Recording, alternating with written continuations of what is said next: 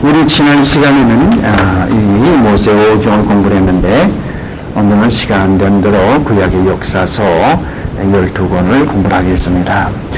역사서 하면은 우선 여호수아나 또 사사기, 룻기, 사무엘 상하, 또 열왕기 상하, 역대 상하, 에스라, 느헤미야, 그리고 에스더 이렇게 12권의 책을 역사서라고 합니다.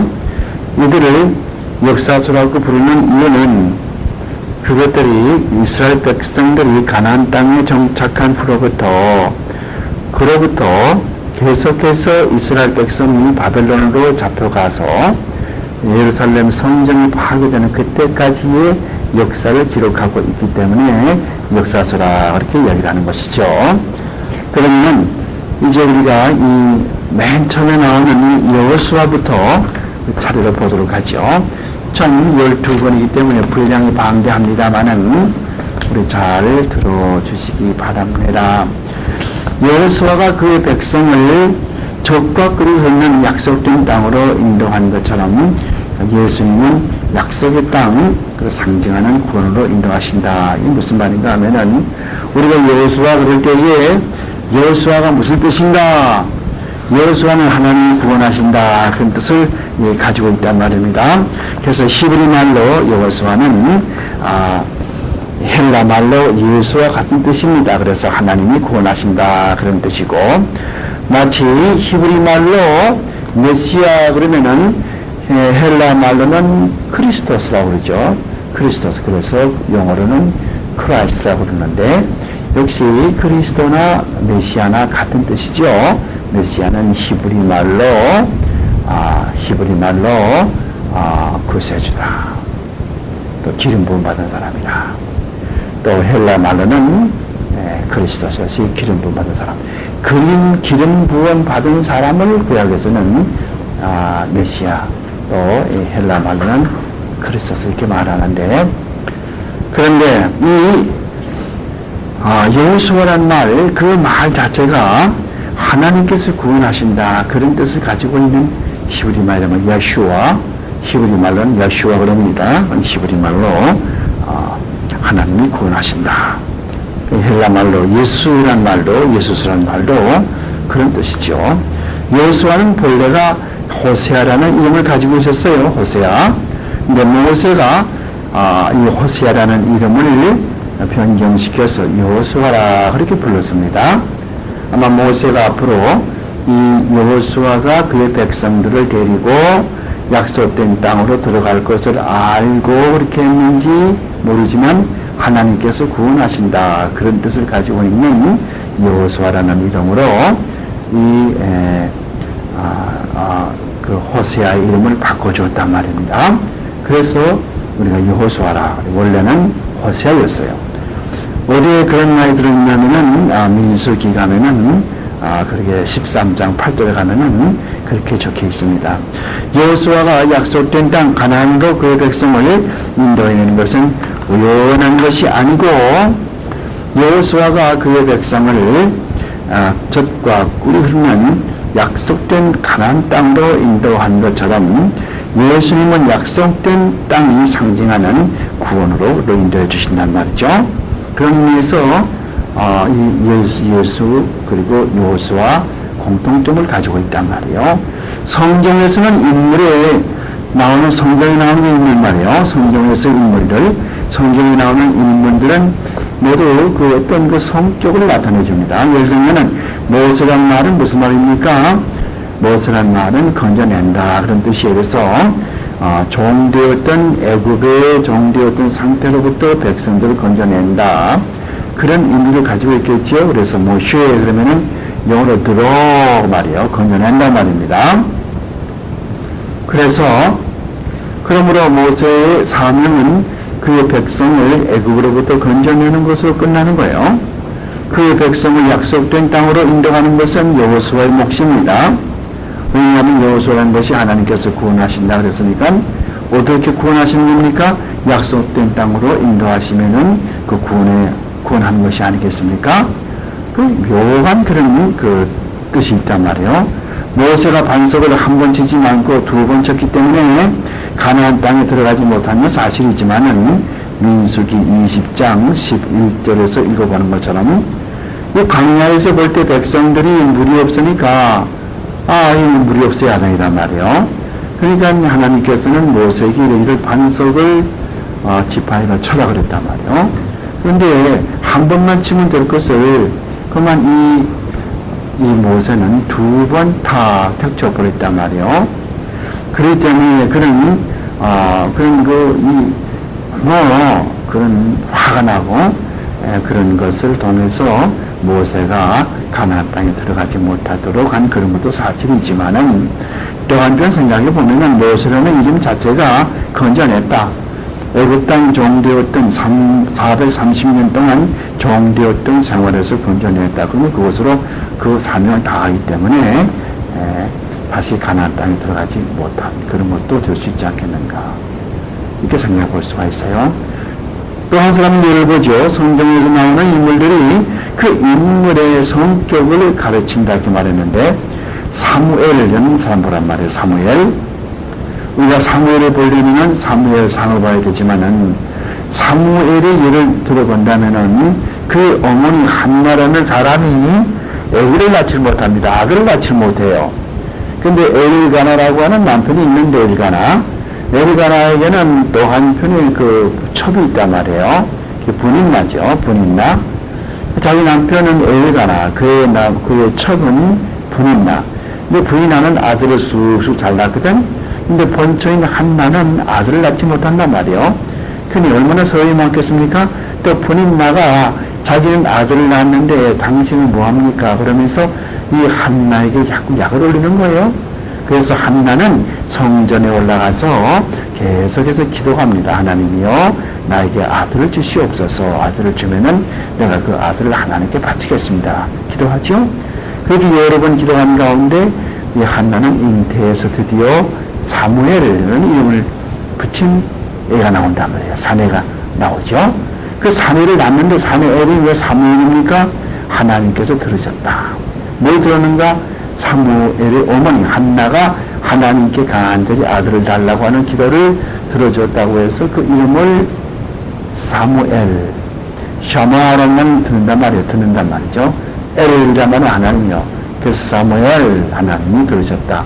이같이 성경에 나오는 모든 인물들은 반드시 거기에 그 성격이 그 인물의 성격과 또 구속사적인 뜻이 그 속에 들어있다. 이것을 우리가 잘 보면 좋겠습니다. 그러면은 이제 여호수아는 모두 26장으로 되어 있는데요. 이스라엘 백성이 가나안 정복을 기록하고 있습니다. 이스라엘 백성이 요단강을 건너가지 않습니까? 갈렙과 여호수아의 인도하심으로 건너가죠. 건너가는데 요단강이 다시 하나님의 기적으로 육지가 되면서 그 요단강을 건너간단 말이에요.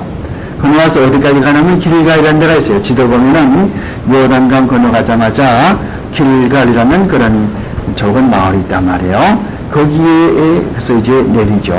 거기에 모두 모여가지고서 요단강에서 12개의 돌을 가지고 가서 거기에다 돌을 쌓아놓고 이것을 기념비를 만드는 거예요. 왜 그러냐면 이 다음에 그 자손들이 이거는 무슨 답입니까? 이렇게 물으면은 하나님께서 명하신 발로 요단강을 육지로 만들기 위해서 우리가 광야 40년 동안에 많은 사람들이 믿지 않아 죽었지만은 그 아들들을 데리고 여호수아와 갈렙 두 사람이 하나님의 인도하심으로 요단강을 건너와서 약속된 가나안 땅에 들어왔다. 이것을 기념하기 위해서 여기다 돌을 쌓는 거다. 그렇게 후세 어린아이들에게 보여주기 위해서 거기에 돌로 단을 쌓았단 말이에요. 탑을 쌓았단 말이에요. 마뉴멘트를 쌓았단 말이죠. 그리고 그 다음부터 뭐합니까? 그 다음부터 이제 가나안 땅의 정복을 시작하는 컨퀘스트. 정복한단 말이에요. 하나님께서 적과 꿀을 가나안 땅을 주겠다고 그랬는데 이제 갈렙과 여호수아 인도함과 말미암아 그 들어왔단 말이에요. 들어와서 보니까 거기 이미 상주하고 있는 옛날의 원주민들이 거기 있단 말이에요. 근데 원주민들의 세력이 만만치 않아요. 그들도 군대를 가지고 있고 그들도 대장이 있고 또 세력도 크고 큰일 났단 말이에요. 그래서 하나님께서는 이 여호수아에게 그 백성을 정복하라고 한단 말이에요. 내가 이 가나안 땅의 모든 족속들을 내 손에 붙이리니 내가 나 싸우라고 한단 말이에요. 그래서 여호수아는 하나님의 명령만 믿고 나가서 싸우는 거예요. 그래서 여호수아라는 이 책은 이스라엘 백성들이 가나안 땅에 들어가서 가나안의 작은 원주민과 싸우는 그런 기록을 기록한 것이 이 여호수아라고 하는 그런 책이라고 하는 것을 우리가 알면 되겠습니다. 그런데 이 가나안 땅을 정복한다고 하는 말은 육적으로, 육적으로는 가나안 땅을 정복하지만 영적으로 보면은 이런 사탄을 정복하는 영적인 싸움이라고도 볼 수 있다. 그래서 여호수아의 군대가 나가서 가령 여리고성을 점령한다고 하는 거, 그것은 무엇과 비교할 수 있냐면은 하나님의 백성들이 영적인 전쟁으로 사탄의 아성을 무너뜨린 것과 마찬가지다.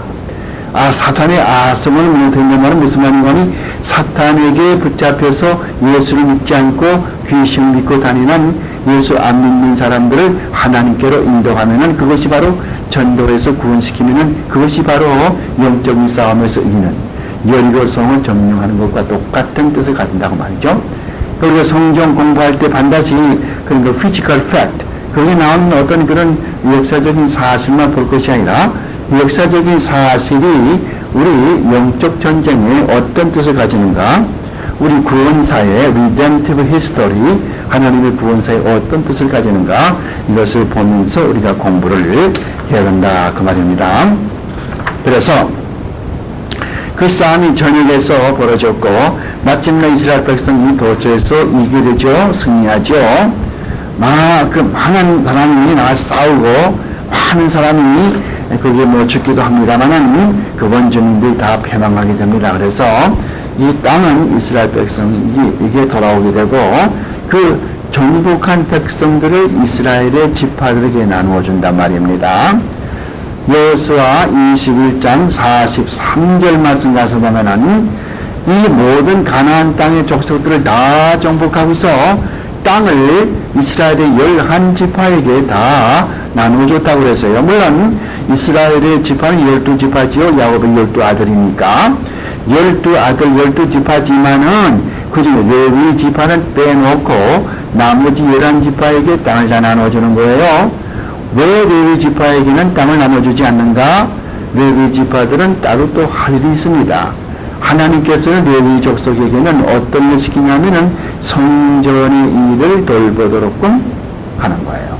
오늘날로 말하면은 목사직으로서 목사는 교회에서 설교하고 성례 집행하고 교인들 돌보고 성직사 아닙니까?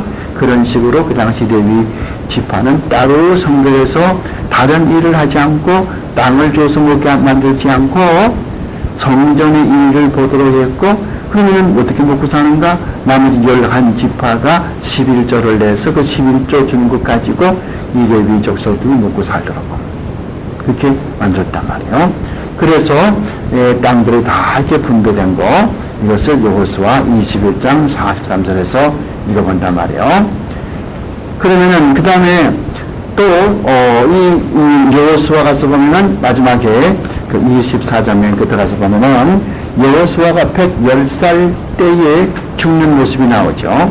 우리가 먼저 신명기에도 이 모세가 죽는 모습이 나왔는데 여호수아에도 여호수아가 죽는 데서 끝나는 거예요. 110살까지 죽고 끝나는 거예요. 여호수아 24장 29절에 그런 말이 나오죠. 특히 주목할 만한 것은 여호수아 24장 14절로 18절에 나오는 말씀입니다. 여호수아서 24장 14절로 18절까지 말씀 보면은 여호수아가 이렇게 마지막에 죽을 때가 다 되어가지고 그 많은 백성의 유사들, 백성의 장로들을 모아놓고서 이야기하는 거예요. 너희들 가만 자세히 보아라. 하나님께서 애굽 땅 종되었던 데서 우리를 어떻게 우리를 건져냈는가, 우리 조상들을 어떻게 건져냈는가 보란 말이요. 너희의 부모들을 어떻게 건져냈는가 보란 말이요. 그러면 여러분 가운데 지금도 이방신을 섬기고 이방신을 좋아하는 그런 사람들이 마음속에 그런 생각을 하는 사람들이 있을지 모르겠는데, 오늘날 우물쭈물 하지 말고 너희들이 섬기를 그 섬기자를 택하란 말이요. 강 건너에서 섬기던 그런 애굽에서 섬기던 그런 신을 섬기겠느냐? 혹은 이 땅에 있는 아모리 사람들이 섬기던 그런 신을 섬기겠느냐? 즉, 이 가나안 땅에서 원주민들이 섬기던 그런 신을 섬기겠느냐? 혹은 여호와 하나님 섬기겠느냐? 너희들이 섬길 자를 택하란 말이요. 오직 나와 내 집은 여호와만 섬기리라. 그런 말씀을 했거든요. 그러니까 백성들이 뭐라고 했습니까? 우리가 절대로 이방인들의 신을 섬기지 않을지니 우리가 곧 여호와 하나님을 섬길 것이라. 그렇게 나오죠. 24장 18절의 말이요. 그래서 이것이 가장 여호수아 설교면서 가장 인상적이고 또 우리가 은혜를 주고 그렇게 참 우리가 은혜 받는 대목이 여호수아서 24장 그게 14절 이하 이야기란 말입니다. 18절까지요. 그럼 이제 여호수아의 그 내용을 보면 1장 1절로 9절까지 보면은 여호수아의 사명, 너는 담대하고 좌로 마구나 치우치지 말고 담대해서 들어가서 이 땅을 정복하라. 그렇죠? 신명기 그는 뭐라고 그랬어요? 신명기라고 하는 것은 모세가 죽기 조금 전에 앞으로 이스라엘 땅, 저기 가나안 땅에 들어갈 이스라엘 백성들을 향하여서 너희 가나안 땅에 들어가서 하나님의 말씀을 업신여기지 말고 그리고 그 가나안 땅의 풍속을 따르지 말고 하나님을 잘 섬기라. 그렇게 하는 그 훈시를 주었거든. 그것이 신명기 아닙니까? 그렇죠? 그래서 이 여호수아 1장은 그 계속으로 이 모세가 그의 후배자 여호수아에게 나가서 좌우나 치우치지 말고 담대해서 정복하라. 그렇게 말한단 말이에요. 그래서 그 다음에 1장 10절로부터 5장 12절까지는 가나안 땅에 들어가는 이야기고요. 5장 13절에서 12장 24절까지는 여기저기 가나안 땅을 정복하는 모습입니다. 그래서 여리고 성부터 시작되지 않습니까? 여리고 성이 함나기가 참 어려워요. 여리고 성이 누가 살았습니까? 기생 라합이 살았죠.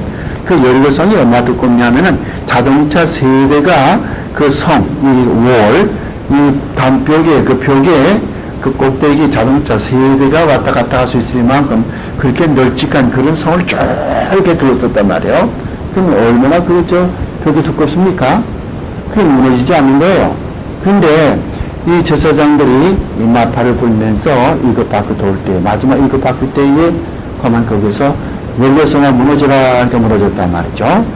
지금도 그 존 갈스텐, G-A-R-S-T-A-N-G, 존 갈스텐이라고 하는 프랑스의 아키올로지스트, 이 고고학자가 있는데 이 사람이 쓴 The City of Jericho, 여리고성이라고 하는 그런 고고학책에 보면은 그렇게 그냥 갑자기 그 여리고성이 무너져가지고 화재가 나가지고 아침에 무너져가지고 사람들이 떡반죽을 하다가서 다 죽어버리고 떡반죽이 그대로 거칠 안에 새까맣게 타버렸고 그런 모습이 다 그게 생생하게 고고학적으로 발견됐단 말입니다.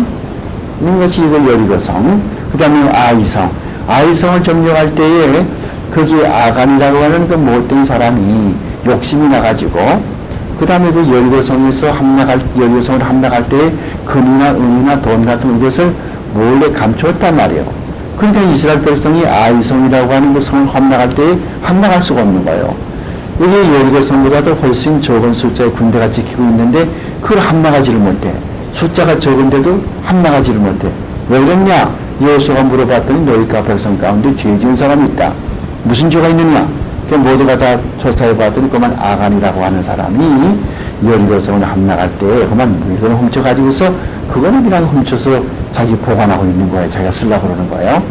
어떻게 합니까? 아간을 데리고 아골 골짜기에 데리고 나가서 돌로 쳐 죽이죠. 이런 이야기.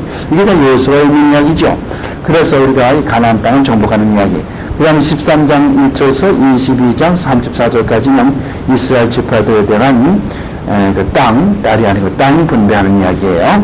그 다음에 23장 1절로부터 24장 33절 끝까지는 이 여호수아의 마지막 최후를 쭉 기록한 거예요. 마지막에는 모두 장로들을 모아놓고 어쨌든지 신앙 버리지 말고 하나님 앞에 약속을 지키고 언약을 세우자. 돌 이렇게 쌓아놓고 언약을 지키자는 말이에요. 그래서 그 상수의 나무 밑에 돌을 쌓아놓고 하나님의 언약을 다시 하잖아요. Renewing God's Covenant. 하나님 앞에 언약을 다시 명수하죠. 그리고 여호수아는 죽는 거예요. 그러니까 이 여호수아는 참 보면은 얼마나 훌륭한 때를 하나님이 좋은지 알지 못해요. 어느 날은 보라면 목사님이 목회하다가 나이가 많아가지고 죽게 됐는데, 죽기 전에 교회 장로들 집사들 다 모아놓고 내가 죽은 다음에 절대 너희들이 교회를 떠나지 말고 이 교회 잘 봉사하고 하나님을 잘 섬기고 그렇게 하도록 여기 돌을 쌓아놓고 맹세하자. 그렇게 놓고서 다 맹세 받은 다음에 그 목사가 교회를 그만두고 세상을 떠난 똑같은 이야기거든요. 훌륭한 그 모세 이야기예요. 다음에 두 번째 공부할 것은 사사기라고 하는 이야기. 이 사사기는 모두가 다 보면 이제 그 21장으로 되어 있어요. 굉장히 긴 그런 책이죠. 그런데 이스라엘 백성이 가나안을 정복하고 나서 이제 그 왕국 건설, 그리고 그 후에 신정국가 건설 때까지 준비 과정을 쭉 기록한 책이란 말이에요. 이 사사기의 특징은 이스라엘 백성의 그 고집과 그 죄상이란 말이에요. 이스라엘 백성이 가나안 땅을 다 정복하고 난 다음에 뭐 왕을 세우게 한 것이 아니고 사사들을 세워가지고 사사들로 하여금 거기에 모든 이스라엘 백성들을 다스리도록 그렇게 만들었단 말이에요. 그 사사들은 제사장의 직분도 하고 왕의 직분도 하고 선지자의 직분도 해요. 그 선지자의 직분을 하면서 뭘 하는 거 하니 하나님의 말씀을 백성들에게 전해주고요. 그 제사장의 직분을 하면서 백성들의 억울한 사정을 하나님께 아뢰고 백성들을 대표해서 기도도 해주고 그렇게 한단 말이에요. 또 왕의 직분을 하면서 어떤 직분을 하나 하면은 어떤 사람이 무슨 문제가 생기게 되면은 재판도 주저하고 또 벌도 주고 그렇게 하는 거예요. 그래서 왕의 직분을 하면서 재판도 하고 벌도 주고 제사장의 직분을 하면서 백성들을 위해서 하나님께 기도도 해주고 또 이 선지자 직분을 하면서 하나님께 말씀을 받아서 백성들에게 설교도 하고 그런 직분을 하는 것이 사사란 말이에요. 그러니까 그 다음에 나중에 이제 신정국가가 된다면은 왕이 따로 있고 선지자가 따로 있고 그다음에 제사장이 따로 있단 말이에요. 그래서 한 사람이 한 가지밖에 일을 안 해요. 왕은 왕의 직분만 하고 또 뭐 제사장은 제사장의 직분만 이렇게 하지만은 이때는 왕이 아직 나오기 전이고 이 사사 저지가 나오게 되면 그 사사라는 사람은 세 가지 직분을 다 한단 말이에요. 그럼 왜 그렇게 했겠는가? 근데 하나님께서 그렇게 만들었단 말이에요. 12명의 그 사사가 나왔단 말이에요. 그래서 전부 이렇게 몇백 년 동안 그렇게 참 통치를 했어요. 근데 이스라엘 백성이 가만 보니까 자기들은 사사들한테 통치를 받고 있는데 옆에 이웃나라들 쭉 보니까 이방나라를 쭉 보니까 이방나라는 전부 다 왕도 다 있거든요. 그러니까 우리들 왕을 주시옵소서, 우리들 왕을 주시옵소서 기도하는 거예요. 그렇게 하니까 하나님께서 좀 그렇거든 내가 왕을 주마. 그래가지고 맨 처음 세워진 왕이 사울왕 아닙니까? 그 사울왕, 모조리 같은 사울왕을 죽었다. 그래서 첫째 번째, 이스라엘의 첫째 번 왕이 사울왕이 되지 않습니까? 그 전까지는 이 사사들이 통치했단 말이에요. 그 사사들은, 여기 사사기서에 21장, 맨 끝에 가서 그 24절인가 25절, 거기 가서 볼 것 같으면은, 각자 자기 소견에 좋은 대로 통치했다고 그랬어요. 그러니까 무슨 어떤 입장을 보는 것이 아니고, 제가 생각해서, 이렇게 하는 게 좋겠다면 이렇게 하고, 저렇게 하면 좋겠다, 저렇게 하고. 그러니까 이것은 과도기야. 트랜지셔널 피리어드란 말이에요. 트랜지셔널 피리어드. 그러니까 과도기니까 아직까지 신정국가도 아니고, 왕정국가도 아니고, 모나키도 아니고, 지금 그런 지금 그 신정국가도 아니란 말이에요. 그러니까 그때 맨 처음에 지금 왕국으로 건설되려고 하는 준비 단계가 이 사사시대란 말이에요. 이 사사시대의 특징이 뭡니까? 백성들이 말을 안 들어. 자꾸 죄르죠. 그래서 이 사사시대를 볼 것 같으면은 이스라엘 백성이 하나님 앞에 범죄하니라. 이스라엘 백성이 하나님 앞에 범죄하니라. 그런 말씀이 얼마나 많이 나올지 못해. 그러니까 또 이제 죄를 짓고 같으면 하나님은 또 벌을 주고, 벌을 주면 또 그 백성들은 또 회개하고, 그다음 얼마 있다가 또 죄를 짓고, 그렇게 되는 거예요. 그래서 이 사사시대는 참, 물론 아이가 그지없는 그런 시대죠. 그래서 한 사사가 세 가지 직분을 하는 그런 시대가 사사였다. 그럼 어떤 사사들이 있는가? 12명 사사들이 있는데 그 이름을 쭉 적어놨습니다. 그래서 온니엘이나 이후드나 그 다음에 삽갈, 그 다음에 더보라, 바락이나 기드원이나 들라나 야일이나 입다, 입산, 엘론, 압돈, 삼선 이런 사람들이 각각 돌아가면서 쭉 이렇게 사사로서 일을 했어요. 1장 1절로 2장 5절까지는 서론이고 2장 6절에서 16장 30일까지는 이스라엘 백성이 사사들과 백성들의 번번한 배역이요. 이스라엘 백성들의 백성들이 이 사사들에게 대해서 배교하는, 즉 말씀을 듣지 않고 하나님을 믿지 않고 하나님을 떠나고 자꾸 죄를 짓고 그런 모습이 쭉 담겨져 있어요. 2장부터 16장까지 얼마나 많은 그 분량입니까? 그게 보면 뭐 별의별 짓을 많이 한단 말이에요. 17장 1절로 21장 끝절까지는 그 밖에 여러 가지 사소한 사건들을 다루고 있어요. 이것이 이 사사기의 내용이죠. 그 다음에 세 번째, 오늘 역사서 세 번째는 룻기서를 보자 말입니다. 이 룻기서는 모두 4장으로 되어 있고요. 아주 짧아요. 그리고 그 내용은 나오미와 그의 며느리 룻의 이야기란 말입니다. 이제 옛날에 그 베틀레헴이라고 하는 곳에 나오미하고 자기 남편 엘리멜렉이 살았어요. 엘리멜렉과 나오미는 이제 부부지간인데 베틀레헴에 살고 있다가서 거의 흉년이 들었거든요. 기근이 들고 흉년 드니까 먹을 것이 없잖아요. 그래서 어디로 갔냐면 저쪽 먼데 이렇게 사해를 건너가지고 베틀레헴 땅이 사해의 서쪽에 있거든요. 그 사해를 건너서 어디로 갔냐면 모압 땅, 사해 동쪽 모압 땅으로 갔단 말이에요. 거기는 이제 뭐 양식이 좀 있으니까. 그래서 거기 가서 사는데 하다 거기 남편이 죽었어요. 거기서 모압 땅에서 남편이 죽었단 말이에요. 엘리멜렉이 죽고 그다음에 두 아들 말련과 길련 두 아들 다 죽고, 거기에 물론 이제 말련과 길련 두 아들이 장가 들었으니까 거기에 이제 며느리가 둘 있겠죠. 부인들이. 그래서 오르바하고 룻, 오르바, 룻 이 두 며느리. 그리고 또 나오미도 자기 남편 엘리멜렉이 죽었으니까 과부. 그러니까 세 과부가 남았단 말이에요. 근데 이 오르바라고 하는 사람은, 이 며느리는 이 나오미를 따라서 베틀레헴에 돌아갈 생각이 없고 그 주저앉아 버리고 말아서, 그러니까 거기에 모압 땅에 앉아서 거기서 살다가 그렇게 죽었겠죠. 근데 이 룻이라고 하는 며느리는 그 땅에 남아 있으라고 그래도 룻은 한사코 나오미를 따라서 베틀레헴으로 오는 거예요. 이제 나오미는 그 모압 땅에 있을 이유가 아무도 없어. 남편 죽었지, 아들 둘 다 죽었지. 뭐 때문에 있겠어요. 그리고 또 베틀레헴에 또 이제 흉년 다 끝났고, 그게 이제 풍년됐으니까 고향도 돌아가거든요. 고향으로 돌아가는데, 오르바라고는 맏며느리는 그냥 남아있고, 작은 며느리 룻이 이 나오미를 따라오고 있다고 그러니까, 따라간단 말이에요.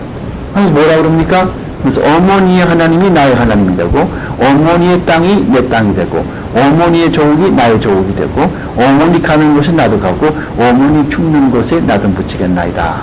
그걸 읽기서 1장 보면 참으로 기가 막히게 쭉 이야기한단 말이에요. 그러니까 이 시어머니 나오미가 그 룻의 그런 신앙 고백에 너무 감동받아가지고 같이 가자. 그래가지고 베틀레헴에 간단 말이에요.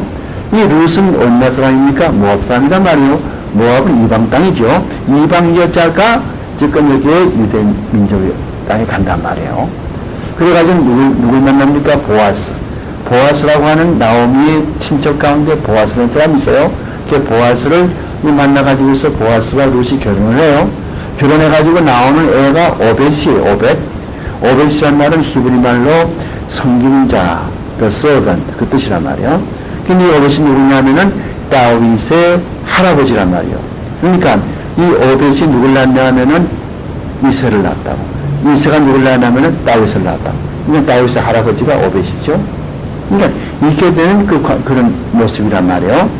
그럼 이 룻기서에서 뭘 배우냐면은 하나님은 항상 자기 백성을 사랑하시고 항상 자기 백성을 건져주시고 자기 백성을 인도해주시고, 누구든지 이방 사람이라도 우리 같이 유대민족이 아니라도 하나님을 믿고 돌아오면은 다 구원해 주신다. 그래서 룻이라는 사람은 이방 여자이지만은 예수님의 족보에 들어갔다. 여러분 마태복음 1장 5절 말씀 보면은 예수님의 족보 가운데 룻이라는 여자가 들어가 있어요. 이것을 우리가 룻기서에서 볼 수가 있죠. 1장 1절로부터 22절까지 보면은 나오미와 룻이 이제 베틀레헴으로 돌아갑니다. 모압 땅에 돌아가죠. 모압 땅으로부터. 그 다음에 2장 1절로 23절까지는 하나님께서 어떻게 섭리하시는가, 거기로 가서 보아스를 만나게 한단 말이에요. 그 다음에 3장 1절로 18절까지는 무슨 말씀이에요? 보아스가 결심을 하지. 내가 룻과 결혼해야 되겠다. 그래서 보아스가 결심을 해요. 룻과 결혼하기로. 그 4장 1절로 끝죠. 22절까지는 보아스와 룻이 아름다운 결혼을 하고 거기에서 오벳을 낳는다. 그런 아름다운 그런 걸 러브 스토리, 아름다운 이 시어머니와 며느리의 사랑의 이야기, 참 룻기서는 설교하기도 좋고 참 너무너무 아름다운 그런 것이 이야기예요. 그 다음에 이제 그 다음 보는 것은 사무엘상을 보자 말입니다. 이 사무엘상은 모두 31장으로 되어 있는 상당히 좀 긴 그런 책입니다. 그 사무엘의 출생 기록부터 시작해서 사무엘은 나중에 이스라엘의 첫 왕인 사울 왕을 안수하는 그런 일을 하지 않습니까? 그 사무엘의 출생 기록부터 시작해서 사무엘은 나중에 이스라엘의 첫 왕인 사울 왕을 안수하는 그런 일을 하지 않습니까? 우리 먼저 배웠어요. 한나라고 하는 사람이 애가 없어가지고 하나님 앞에 성전에서 늘 기도하는데 하나님이 기도 들어주시고 어떻게 했습니까? 이 사무엘을 줬단 말이에요. 그러니까 사무엘의 엄마는 한나죠. 근데 사무엘이 커가지고 이제 제사장이 됐단 말이에요. 그래서 이 사무엘은 나중에 이스라엘의 첫 왕인 사울 왕을 안수한단 말입니다. 사울 왕은 하나님의 마음과는 아주 거리가 먼 사람이고 그는 그의 아들 요나단의 친구인 다윗과 문수가 돼서 늘 그 다윗을 죽이려고 그랬어요. 다윗이 누굽니까? 다윗은 이 다음에 사울 왕을 이어서 두 번째 왕이 될 사람인데 자기 아들 사울 왕의 아들 요나단이 있어요. 요나단과 이 다윗은 굉장히 가까운 친구란 말이에요. 참 그 친구가 보통 사이가 아니에요. 그런데도 불구하고 자기 아들의 친구인 다윗을 죽이려고 해요. 왜? 나가 싸우게 되면 사울 왕은 지거든. 그리고 다윗이 나가 싸우게 되면 이긴단 말이에요. 그래서 사람들이 말할 때 사울 왕이 죽인 사람은 천천히요. 다윗이 죽인 사람이 만만이다 그러니까 너무나 기분 나쁘겠어요. 다윗이 죽인 사람이 더 많다 그러니까 얼마나 기분 나쁘겠어요. 그러니까 jealousy 이런 그 질투감 때문에 다윗을 죽이려고 그래. 그래서 뭐 몇 번 창을 던져가지고 다윗을 죽이려고 그러고 그러나 다윗은 얼마나 훌륭한 사람인지 엔게디라고 하는 사회 근처에 그런 굴석이 있었는데 엔게디라고 하는 굴석에 이제 이 다윗이 먼저 거기 이제 용병부에 들어갔단 말이에요. 근데 나중에 또 이제 이 사울 왕도 그것을 지나가다가서 또 이제 소변 내려오니까 그 속에 들어갔단 말이에요. 그러면은 컴컴한 굴 속에 지금 다윗이 먼저 들어가 앉아 있는 거예요. 나중에 사울 왕이 들어갔단 말이에요. 그럼 얼마나 사람 같으면 당장 칼로 쳐 죽이지 않겠어요? 사울 왕을. 왜? 사울 자꾸 자기 옛날 죽이려고 그랬으니까 자기를 죽이려고 하는 사람은 죽이지 않겠어요? 그렇지만은 다윗은 어떤 사람입니까? 하나님의 마음을 닮은 사람이기 때문에 하나님께서 기름 부어 세운 종을 내가 어떻게 죽일 수 있겠냐 그러면서 어떻게 했어요? 이 사울 왕의 옷자락만 살짝 피했단 말이에요. 그런 아름다운 다윗 왕이거든요. 그 사울 왕은 40년 동안 통치하고 마지막에는 이제 결국은 죽게 되는데요. 어떻게 죽습니까? 이 사울 왕은 그저 매사가 하나님의 뜻과는 반대가 되는 일 많이 해요. 자기가 자기 스스로 무당들은 다 잡아 죽인다. 그러한 명령을 내려놓고는 이제 블레셋 군대가 쳐들어오니까 블레셋 군대와 이 이스라엘 백성이 싸워야 되겠는데 이렇게 싸우겠어요? 준비가 되어 있지 않단 말이에요. 그러니까 사울 왕이 자기가 입으로 내린 명령을 자기가 스스로 거슬리고 변장을 하고 자기 부하 두 사람을 거느리고 엔도라고 하는 마을에 있는 무당에게 찾아가서 내일 전쟁이 어떻게 되겠습니까? 우리 이스라엘 군대와 블레셋 군대가 싸워야 되겠는데 전쟁이 어떻게 되겠습니까? 점을 좀 쳐주시오. 그래서 그렇게 하려면은 사무엘을 좀 만나야 되겠으니까 사무엘의 영혼을 좀 불러주시오. 이렇게 이야기하는 거예요. 사울 왕이. 그러니까 엔도의 무당은 뭐라고 그럽니까? 내가 한번 그렇게 해보죠. 그래가지고서 사무엘의 영혼을 부르는데 사무엘의 영혼이 어디서 나옵니까? 하늘에서 떨어지는 것이 아니고 땅에서 올라온단 말이에요. 그러면 사무엘의 영혼이 땅에 있겠습니까? 사람이 죽으면 하나님 앞에 올라가지 않아요. 하나님을 믿고 죽은 사람 말이에요. 그 사무엘은 하나님의 종인데 죽은 다음에 하늘에 올라갔지 땅속에 있겠어요? 그럼 왜 그 영혼이 땅속에서 올라옵니까? 사탄이죠. 이러한 환상을 이렇게 그 엔도의 무당한 데 가서 사무엘의 환상을 본 사울 왕은 그 다음날 블레셋 군대와 싸우는데 그게 그 길보아 산이라고 하는 곳에서 이 블레셋 군대와 맞붙게 되었는데 도무지 승산이 없어요. 이스라엘 군대는 자꾸 무너지고 패한단 말이요. 진단 말이요. 그렇게 하니까 사울 왕은 자기 아들 셋과 함께 길보아 산 꼭대기에서 배에다 칼을 꽂고 자살해 죽었어요. 이래가지고서 사무엘상 31장이 끝나는 거예요. 그것을 이제 쭉 기록하고 있습니다. 그 사무엘상은 1장 1절로부터 7장 14절까지는 사무엘의 유년 시절이고 7장 15절에서 15장 35절까지는 사무엘과 사울 왕의 사이, 16장 1절에서 31장 끝장까지는 사울 왕과 다윗의 관계를 기록하고 있어야 여기 특기할 것은 뭐냐면 사울 왕께 복교를 이룬 것인데 나중에 다윗 왕 때에 다시 찬단 말이에요. 무슨 말인가 하면은 이 사무엘상 2장과 3장 가서 보면은 좀 사무엘상 공부하니까 사무엘상 2장과 3장 가서 공부하면은 무슨 말이 나오냐면은 이 사울 왕이 왕의 그런 그 자유로 있을 때에 또 그다음 그 엘리라고 하는 사람이 성전에서 저장했을 때에 이스라엘 군대가 누구의 공격을 받았냐면 블레셋 군대의 공격을 받았어요. 그래서 블레셋 군대의 공격을 받아가지고서 그 보호궤를 뺏겼단 말이야. 커버넌트. 그 보호궤를 뺏어가지고 블레셋 군대가 그걸 가지고 자기 나라를 갚아버렸어요. 그러면서 엘리라고 하는 제사장이 두 아들이 있어요. 비느하스와 홈니. 비느하스와 홈니가 성전에서 못된 짓을 많이 했다고. 여자들 건들질 않나. 그리고 무슨 사람들이 와서 제사 지낼 때에 고기를 이런 거 제물을 바치게 되는 그 고기를 삶아가지고 자기부터 먼저 건져 먹질 않나. 이런 못된 짓을 많이 했거든. 비느하스와 홈니가. 근데 이스라엘 전쟁이 나니까 어떻게 해야 되겠어요? 나와 싸워야 될 거 아니에요. 그래서 비느하스와 엘리 제사장의 두 아들 비느하스와 홈니가 전쟁에 나가 싸웠는데 그만 그때 블레셋 군대에게 그만 죽임을 당했다고 전사했단 말이에요. 그냥 그 며느리가 다 과부가 되어버렸겠죠. 그래서 그 아들이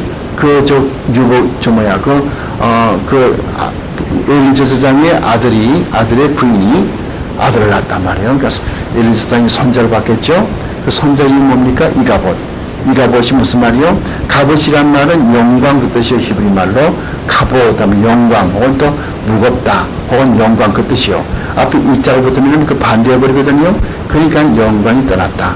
그래서 이스라엘에게 영광이 떠났다.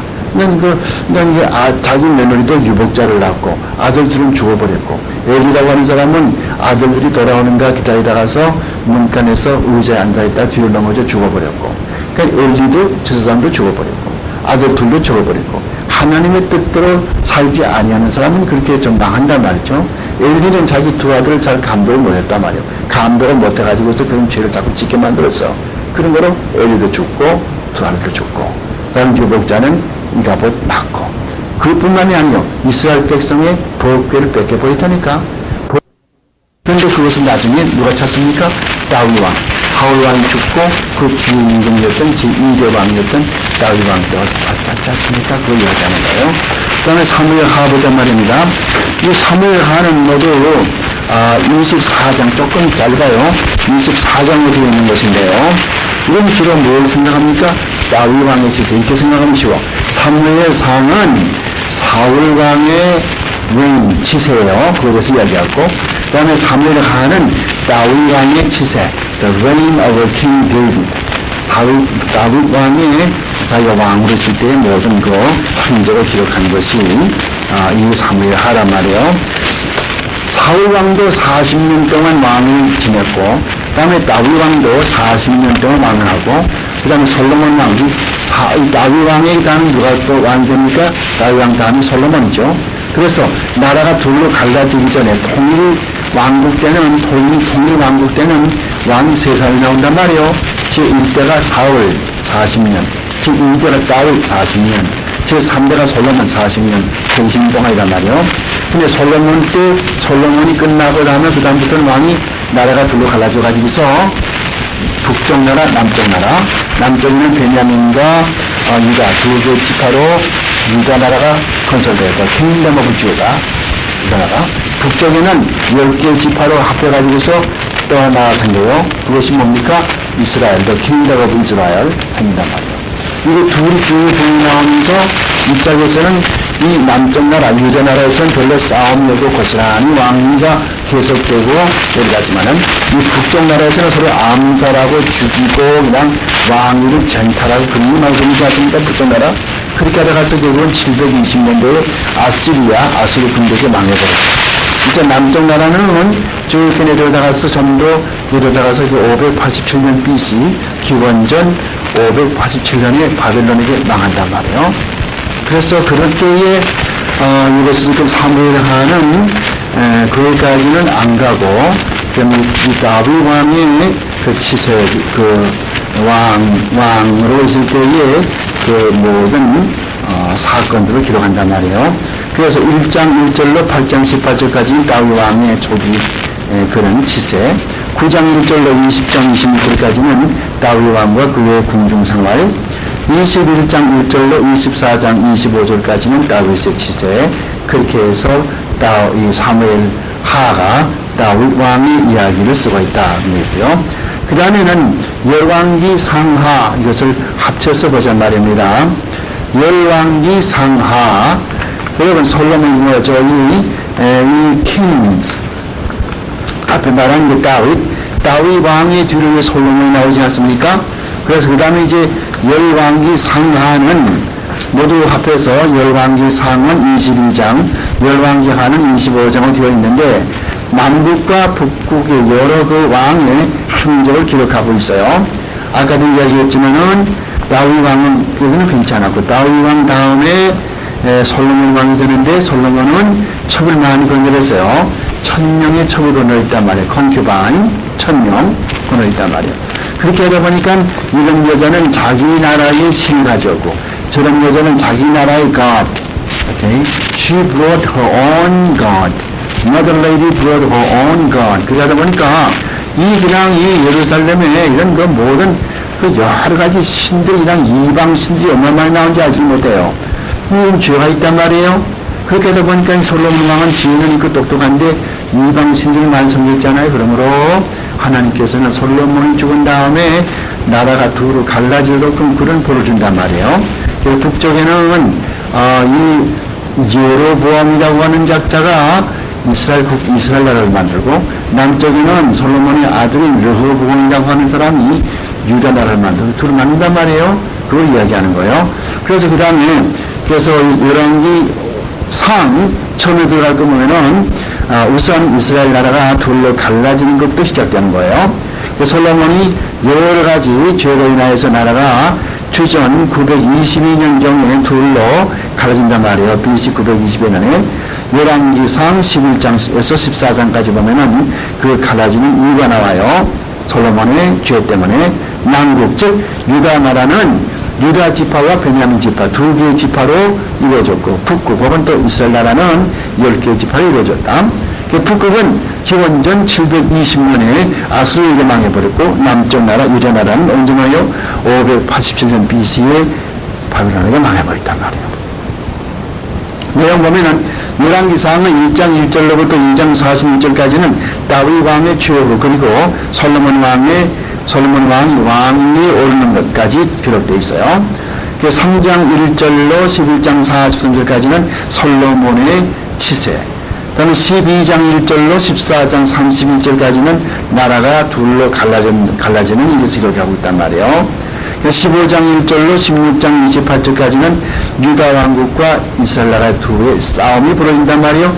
북쪽 나라와 남쪽 나라가 싸우는 거예요. 마치 북한과 남한이 싸우는 그런 이야기가 기록되어 있단 말입니다. 그 다음에 또 뭘 보냐면은 이 16장부터 29장까지 보면은 이 16장에서 16장 29절에서 22장 끝까지 보면은 아합 왕과 엘리야 얘기 나오죠. 못된 그 임금이 있었어요. 아합 이스라엘 나라의 북쪽 나라의 말이에요.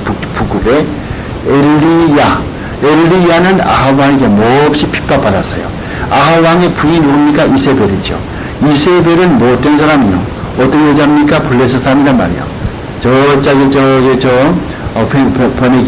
페니시안, 그게 여자란 말이에요. 이방 여자예요.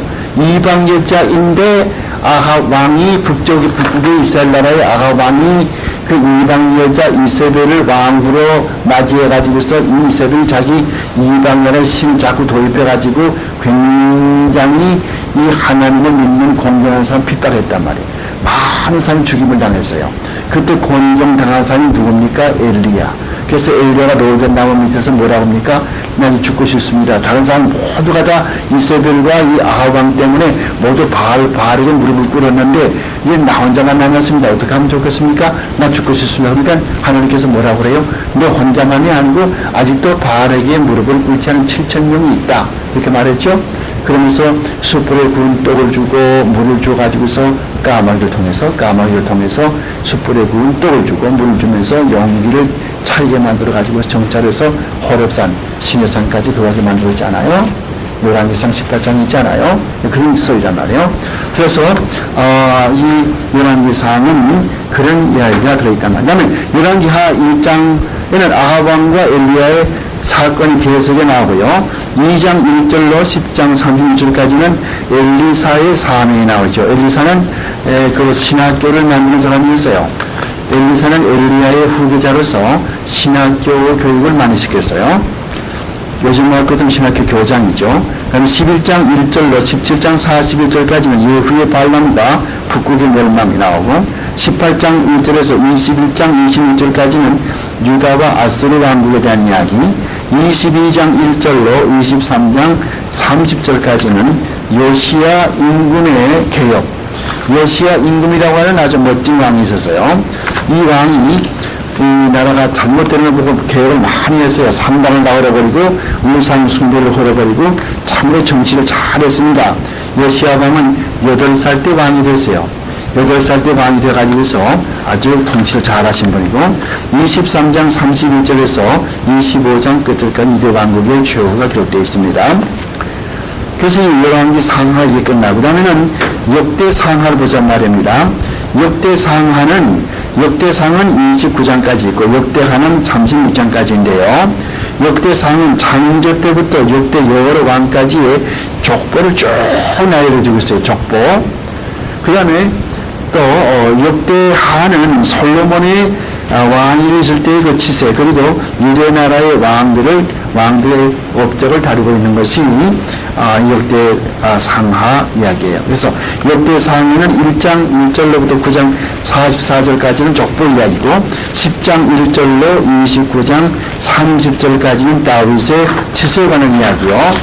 그 다음에 역대하에 들어가서 보면은 1장 1절로 9장 31절까지는 이 솔로몬의 치세에 되고 10장 1절로부터 36장 23절까지는 유다 나라의 여러 왕들에 대해서 적고 있습니다. 그 다음에는 역대 상하 끝나게 되면은 에스라, 느헤미야 이게 나오는 거예요. 에스라, 느헤미야. 이 에스라는 모두 10장으로 되어 있고 느헤미야는 13장인데 이 두 권의 책은 무엇인가면은 바벨론의 유대 백성들이 잡혀갔지 않습니까? 587년 기원전 587년에 유대 민족이 예루살렘이 다 불타버리고 바벨론을 잡혀갔는데 잡혀가서 70년 동안 거기에서 살다가 다시 그 바사 나라의 고레스라고 하는 왕의 특명으로 유대 민족은 다 본국으로 돌아가도록 허락해 줬거든요. 그래서 그 이스라엘 민족의 지도자들이 그 백성들을 이끌고 이스라엘로 돌아오는 이야기가 에스라와 느헤미야란 말이에요. 무슨 말인지 아시겠죠? 그래서 에스라 10장, 느헤미야 13장 모두가 다 그런 고국으로 돌아와서 예루살렘의 성곽, 이 벽, 옛날에 성들 전부 쭉 이렇게 벽이 있잖아요. 월. 이걸 다 무너지고 다시 또 새로 짓고 성전을 새로 짓고 그런 일을 기록하고 있는 것이 에스라와 느헤미야란 말이에요. 에스라서는 1장 1절로 2장 70절까지 포로 생활에서의 규환이고 3장 1절로 4장 5절까지는 여러 가지 복구 작업을 시작하는 것이고 4장 6절로 23절은 복구 사업에 대한 반대 의견, 반대 목소리 4장 24절에서 6장 22절까지는 성전을 수축 완공하죠. 그러면 7장 1절로 8장 36절까지는 에스라가 예루살렘에 돌아오는 이야기, 9장 1절로 10장 44절은 다른 민족과의 결혼 문제, 다른 민족과 결혼을 굉장히 이 하나님은 반대하신단 말이에요. 근데 물론 그 외면할 것 같으면 다른 민족이라서 그래도 다른 종교, 다른 종교와 결혼하는 것을 반대하는 거죠. 그래서 그런 이야기 있었어요.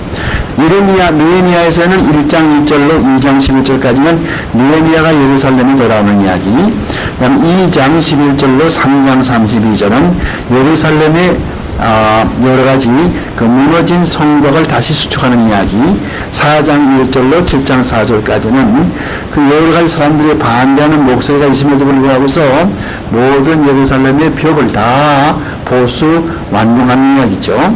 7장 5절로 13장 3절까지는 느헤미야의 첫 임기 중에 일어난 일들, 그다음에 13장 4절로 끝절까지 예레미야의 두 번째 임기 중에 일어났던 여러 가지 이야기를 기록하고 있단 말입니다. 그 다음에 이제 그 역사서의 마지막인 에스더서에 대해서 공부를 하고 마치도록 하죠. 에스더서는 이제 무대가 바벨론이 아닙니다. 바벨론이 아니고 이것은 저기 파사나라예요. 파사나라 그러면은 이 퍼시아, 오늘날의 이란이죠. 거기서 벌어진 이야기란 말입니다. 그 파사나라의 수산궁이라고 하는 거, 궁의 이름이 수산이요. 백악관 그러듯이 청와대 그러듯이 수산궁, 거기서 벌어진 이야기란 말입니다. 그래서 그 와시티 왕후와 여기에 이 에스더 왕후와의 관계란 말입니다. 그래서 아하수에로서 그 왕이 여기에 그 자기 와시티 왕후를 피해버리고 이 에스더를 왕후로 맞이하면서 일어나는 여러 가지 사건들이죠. 에스더서의 특징이 뭔가 하면은 거기에는 하나님이라고 하는 나라가 나오질 않아요. 여호와, 주님, 하나님 그런 말이 한 번도 안 나와요. 에스더서에는. 그러므로 이 에스더서에서는 그런 말이 안 나오지만은 에스더 전체에 흐르고 있는 사상이 무엇인가 하면은 하나님은 자기의 백성을 버리지 아니한다 그 말이에요. 그런데 그게 하만이라고 하는 사람이 있었는데 이 사람이 유대민족을 굉장히 멸시하고 다 죽이려고 그러는 거예요.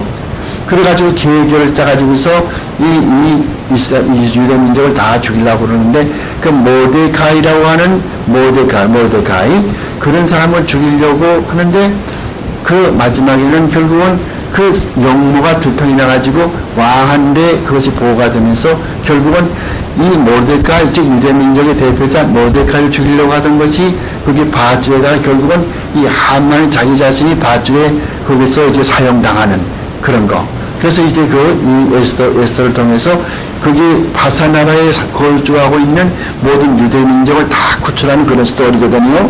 그래서 무슨 말인가 하면은 여기에서 이 에스더는 이 그리스도의 모형으로서 하나님께서 그의 백성을 버리지 않고 항상 인도해 주신다. 어떠한 역경, 어떤 죽을 고비가 오더라도 하나님은 절대로 자기 백성을 버리지 않냐고 마지막에 궁극적으로 가서는 다 구원해 주신다. 그래서 거기에서 뭘 생기냐면 불임절 생겨요. 불임절. 유대민족이 다 멸살당할 수 있는 그런 기회인데 기적적으로 하나님께서는 이 유대민족을 구원해 줬고, 하만이라고 하는 못된 사람, 이 사람이 유대민족을 죽이려고 그랬지만 반대로 하나님께서 간섭하시고 섭리하셔가지고 오히려 이 모데카이라고 하는 유대민족을 목매다가 죽이려고 하던 그 갤로 그런 교수대에다가서 대신에 하만이 그에다가서 목에 매달아 죽게 만들어 가지고서 모데카이가 살아난 사실은 유대민족이 살아난 사실. 유대민족은 하나님을 공경하기 때문에 하나님을 믿는 사람들을 구원하신다고 하는 거. 그래서 항상 하나님께서는 어떠한 역경이 있든지 반드시 마지막에는 그의 백성을 버리지 않고 인도하신다. 그것이 이 에스더서에 나오는 이야기란 말입니다. 그래서 에스더서에는 에스더의 거기에 마지막인 이 역사서의 마지막인 에스더서는 모두 10장으로 되어 있고, 바사나라의 궁전에서 벌어진 그 사건을 다루고 있는데, 내용은 유대인 모데카이를 하만이라고 하는 불량배가 해치려고 하나 하나님의 도우심으로 그 일이 미리 발각되고 왕에게 보고가 되고, 그래서 에스더를 통해서 왕에게 보고가 되자 다시 자기가 모데카를 죽이려고 만들어놨던 올무에 자기 자신이 목을 매달려 죽게 되는 그런 일을 통해서 하나님은 자기 백성 결코 버리지 않고 하나님 유대 민족 버리지 않는 것처럼 하나님은 그의 백성을 버리지 않는다. 그것을 가르쳐주는 놀라운 그런 교훈이 들어있단 말이에요. 그래서 에스더서는 1장 1절로부터 22절까지는 파사나라, 지금 이란이에요. 이란. 파사나라 왕이 왕비를 폐위시키는 모습이에요. 그 다음에 2장 1절로 18절까지는 새로운 왕비를 지금 간택을 하고 그러는데 이 왕이 누구의 마음이 있습니까? 에스더에게 마음이 있단 말입니다. 그래서 2장 19절로 23절까지는 왕이 생명을 에스더가 구원해주죠. 3장 1절로 15절까지는 하만이 칙령을 내려가지고서 계결을 꾸미는 그런 이야기고 4장 1절로 5장 14절까지는 수산궁 속에서의 여러 사람들이 마음을 합해가지고서 이스라엘 민족을 유대 민족을 구원하려고 하는 그런 이야기고 6장 1절로 14절까지는 얘기치 않았던 이 하만의 음모 사건이 계속되죠. 7장 1절로 10절까지는 에스더가 왕이 요청하는 이야기. 8장 1절로 10절까지는 왕이 새로운 칙령을 내리게 되고 9장 1절로 32절까지는 불임절이 어떻게 생기게 되었고 유대 민족이 불임절을 어떻게 지킨다. 불임절. 이런 놀라운 하만의 음모로부터 이스라엘 민족, 유대 민족이 구원받게 된 그 불임절을 그 불임절이 어떻게 생기게 되었고 그래서 이스라엘 백성 그 불임절을 어떻게 지키는가 이런 것들을 이야기해주고 있고 10장 1절로 3절 끝절까지는 결론 부분으로 그 밖에 여러 가지 다른 수산궁에서 벌어지는 그런 이야기들을 다 기록하고 있어요. 이상에서 보듯이 우리가 쭉 여호수아부터 시작해가지고서 마지막에 에스더서까지 12권의 책, 즉 구약 역사서를 보았단 말입니다. 이 역사서는 무엇인가? 이스라엘 백성이 가나안 땅에 들어가서 쭉 가나안 땅을 정복하고 쭉 생활하면서 왕을 세우고 그 다음에 첫째 번 왕, 그 다음에 사울 왕, 그 다음에 다윗 왕, 솔로몬 왕 여기까지가 이제 통일왕국이죠. 통일왕국 아주 분열되기 전에 그 다음에 그 120년 지난 다음에 솔로몬 왕이 죽은 다음에 나라가 두루 갈라져 가지고서 북쪽 나라와 남쪽 나라가 그래가지고 쭉 내려다가서 그 북쪽 나라가 720년대 BC에 망했고 남쪽 나라 유대 나라가 587년에 망해버렸고 그 다음에 나오는 에스라 느헤미야 이것은 뭡니까?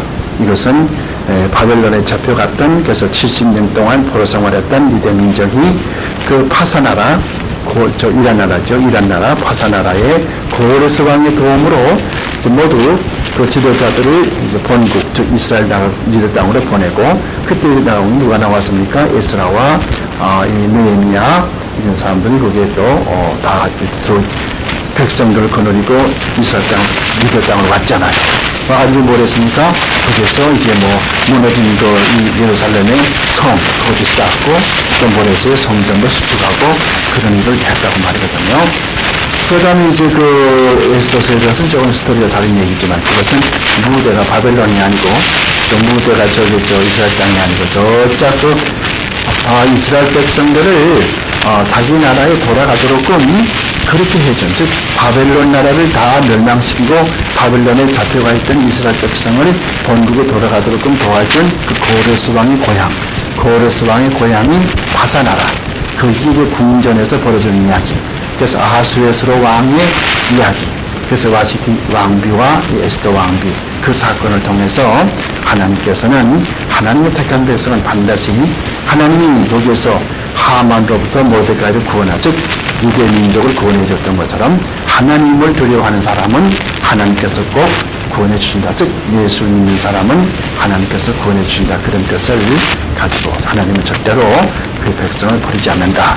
그런 스토리가 담겨져 있는 것이 여기에 그 역사서, 다음 시간에는 시가서 5권을 공부하죠.